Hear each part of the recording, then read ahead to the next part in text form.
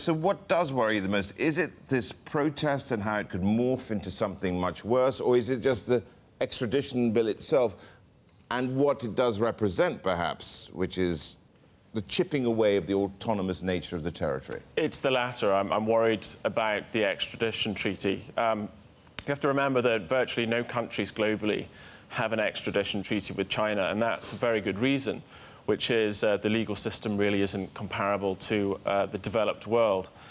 So the concern that we have, and we're in a very unique position, we write highly critical research of Chinese companies, is that we'd be accused of, let's say, releasing state secrets by revealing what we think is really happening, being extradited from Hong Kong and then tried in China. And we wouldn't, of course, get a fair trial. Would you be beholden to that 7-year penalty? So if you were tried here and you wouldn't get 7 years, then certainly you would not be extradited. That's the idea, is it not?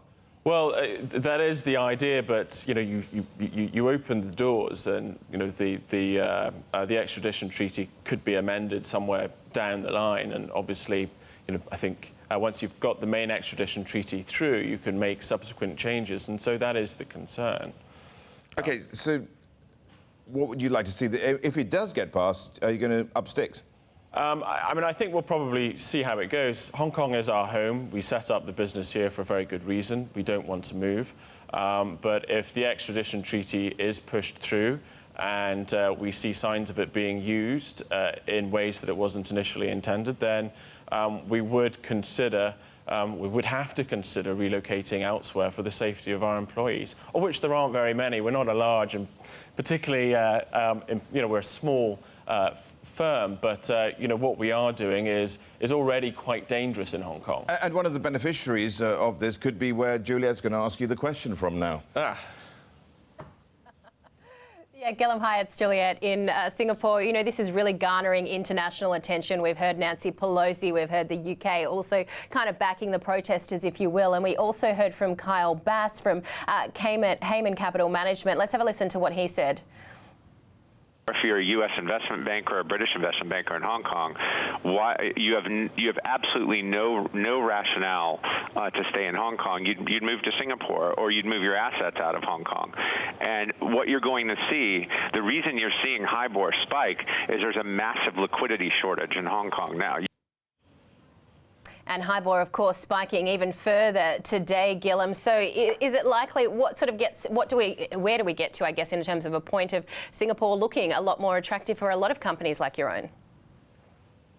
I think that Mr. Bass is slightly overplaying the position here. I mean, investment banks have a significant presence in China itself. And investment banks tend to be the main sort of cheerleaders of Chinese companies, no matter what they do. So I think it's really smaller companies like ourselves that are independent and trying to offer independent advice, or it might be hedge funds that are looking to short Chinese equities that might feel the heat, and so it might be prudent to be slightly further away from the mothership, so to speak. And Singapore is obviously one of those possible locations, or perhaps the UK, or back to the US. I mean, all the short sellers, such as Muddy Waters, etc., they've already left Hong Kong and gone back to the US because they're protected by the First Amendment. So, Hong Kong is already a difficult place to write independent research or to short Chinese companies by virtue of the SFC, the regulator here, which operates under a very draconian ordinance that does not encourage free speech or independent research.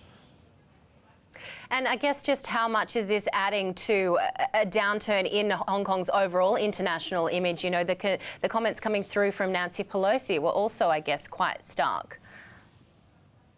Yeah, I mean, this clearly, the extradition treaty and the negative news flow surrounding it clearly doesn't help. I mean, Carrie Lam is saying that she's not Beijing's puppet, but as I said, why would you do this? This is just a nonsensical move to strike up an extradition treaty with China.